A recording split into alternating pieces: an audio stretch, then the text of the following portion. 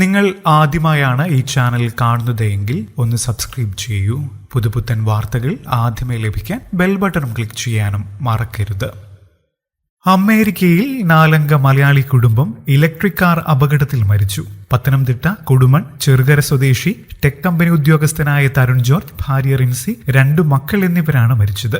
ചെന്നൈ അണ്ണാനഗർ ഈസ്റ്റിൽ താമസിക്കുന്ന George C George, Anitha ദമ്പതികളുടെ മകനാണ് തരുൺ ജോർജ്. ഇവരുടെ കുടുംബം വർഷങ്ങളായി ചെന്നൈയിലാണ്. ചെന്നൈ അണ്ണാനഗർ മാർത്തോമ ഇടവക അംഗങ്ങളാണ്. പിതാവ് ജോർജ് സി ജോൺ പത്തനംതിട്ട കൊടുമൺ സ്വദേശിയാണ്. സ്റ്റോൺ റിഡ്ജ് ഡ്രൈവിന് സമീപമുള്ള റോഡിൽ ഏപ്രിൽ 24 ബുധനാഴ്ച രാത്രി 9:30 അപകടം നടന്നത്. റോഡരികിലെ ഓക്കുമരത്തിൽ കാർ ഇടിച്ചു കത്തുകയായിരുന്നു. മൃതദേഹങ്ങൾ കത്തിക്കരിഞ്ഞു. അപകടത്തിന് പിന്നാലെ തീപിടിച്ച ഇലക്ട്രിക് കാർ പൂർണ്ണമായും കത്തി നശിച്ചു. കുട്ടികൾ പ്ലസന്റ് യൂണിഫൈഡ് സ്കൂളിലെ മിഡിൽ എലിമെന്ററി വിദ്യാർത്ഥികളാണ്. കാർ മരത്തിലിടിക്കുന്നതിന് മുൻപ് ഒരു പോളിൽ ഇടിക്കുകയും തീപിടിക്കുകയും ചെയ്തതായി വീഡിയോയിൽ കാണുന്നതായി ക്രോൺ4 റിപ്പോർട്ട് ചെയ്തു.